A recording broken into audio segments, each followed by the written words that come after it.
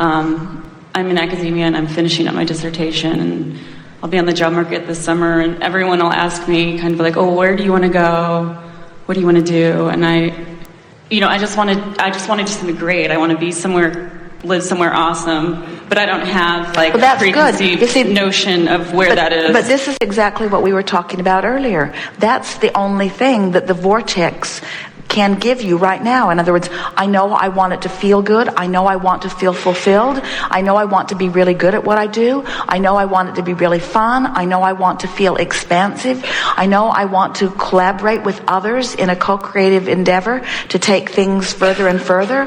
I know I want to feel the financial remuneration of something that is very productive and very well paid. In other words, I know how I want it to feel. I want to feel energized by it and fulfilled and satisfied by it. And I want to feel eager and alive by it. And if you can hear from us that not only is enough, but that is the work to do right now, then because what causes people to start getting anxious is because they're trying to fill in the gaps before they have full view of them. We touched on this a little bit earlier, and we didn't develop it as fully as we want to, and you're helping us to do it here. In other words, through life, you have carved out all of those details. And by focusing on asking questions to which you don't have answers, you'll throw yourself out of the vortex, and then you won't be able to feel or see the answers come into full view. But if you will focus upon the things that you can manage, which is the way you feel, think about how you want this new employment or occupation to feel, then you offer no resistance. So then you're in the vortex commonly on this subject as well as the subject of yoga that brings you in. And now, in the absence of resistance, those questions that we encourage you not to ask because it would keep you out of the vortex, you can begin to ask from inside the vortex, and then things will come to full view for you. So I will know where I'm going, or? Well, it will show up. Okay. In other words, still haven't said it as well as we want to. Let's take another run at this. So imagine the vortex. It's like people want to talk about non-physical, and we say, you don't really want to talk about non-physical, because to talk about non-physical through the physical format, you force us into fairy tales to satisfy you. Because in the physical world, you want to talk about what you can see and hear and so on. And in the non-physical world, we are not talking about those physical senses. It's a vibrational interpretation that's utterly satisfying to us, but you can't feel that kind of satisfaction. In other words, if we were to say to you, for example, if we were to say to any of you, we would like to show you how to feel happy for the rest of your life, but you'll also be blind and deaf.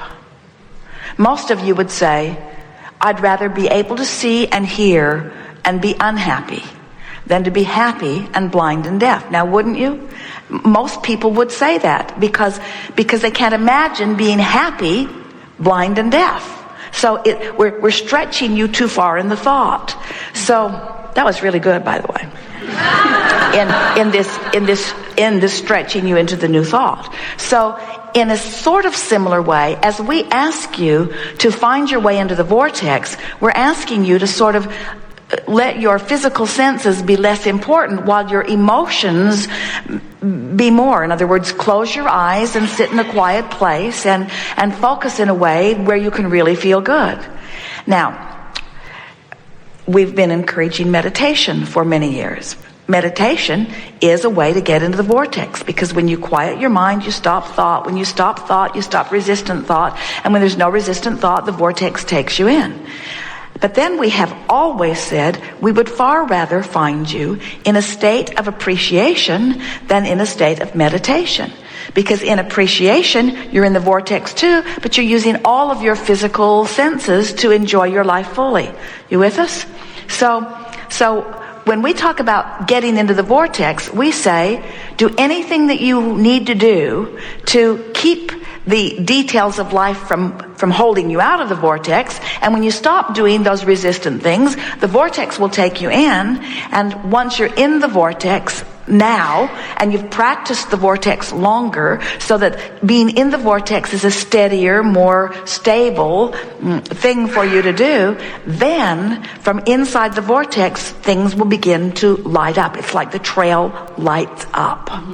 And you'll know it when you see it, because you are so familiar with the good feeling of the alignment of the vortex, that when the vortex then yields to you the people you will work with, or the people you will work for, or the specifics of what you're reaching for, you'll feel it, because your enthusiasm for it will just be over the moon, you see. And it goes back to the very first game we were playing with you today about the difference between trying to make your hard, fast plans from outside the vortex and just relaxing and saying, I don't need to figure all of that out. It will be revealed to me. And you've heard all of these things all of your life. Have faith. Well, that's talking about get into the vortex. It will be revealed to you. Yes, it will. When you are a vibrational match to what you've been asking for, you'll see it fully. It won't just be something that you'll see that's leading you to where you want to go. The whole thing will be there. The creation of it will come around you so fast. Don't you know, people, haven't you heard people say, and haven't you experienced some of it yourself, where something that you've wanted for a long time is slow coming or not coming? It's like stubborn, it's not coming, it's not coming. And then something shifts in you, you don't really know how you did it, and all of a sudden, boom, there it is. And you say, where have you been all my life? I've been looking for you for a long time, and most people don't understand the shift that they made, but we will tell you every single time it's the shift from chronic resistance to a shift of not so much resistance. One of our favorite things that we enjoy seeing with people is that you fall in love with someone, and because you give so much attention to this new experience of being in love, all other aspects of your life get better too.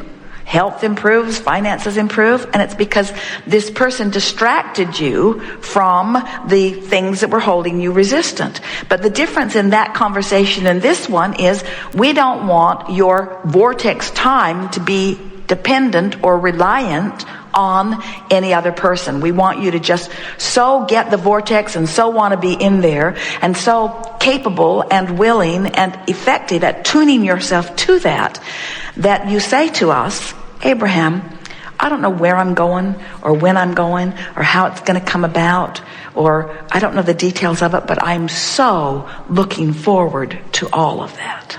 I think I am, yeah. I don't need to know, because I trust the system. I know who I am. I trust the vortex. I trust the process of life. I expect life to go well for me. It's just going to be magnificent. I don't need the details. And so then you got to wonder, well then, Abraham, why have you been teaching us scripting? Why have you been teaching us all of those things? And we say, because once you've got this in the vortex thing figured out, then every single thing that you do enhances that. In other words, add the details to it. Start again. Every process that we've offered, and there have been many and many more coming. Every process, the processes that we offer are not because you need the process to create. Life causes you to create. You put it in the vortex. Step 1, you ask, you put it in the vortex. Step 2, source shores it up, as we said earlier, and holds the vibrational set point of it. Then step 3 is you have to find some way of getting into the vortex and lining up with what you've asked for. So you've already done the creative work. So when you offer an affirmation, that just practices the vibration of allowing. When you pivot, that practices the vibration of allowing. When you script, that just practices the vibration of allowing. Are you following? But if you will take this clarification that we are giving you, and you will just get in the vortex however way you can, and then think about the details of how it will play out. It's really fun to think about details when you're in the vortex. It's fun. So I think I know, so daily I pretty much get into the vortex for a particular amount of time, but is there anything?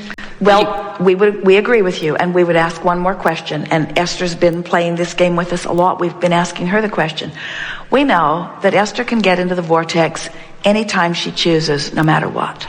Because she's had the experience for all of these years of no matter what's going on, going to the podium, relaxing, and releasing with the intention of allowing her vibration to raise to match us. So she's been practicing that. So she can get out of the vortex in an instant. Everyone can, by focusing on something unwanted.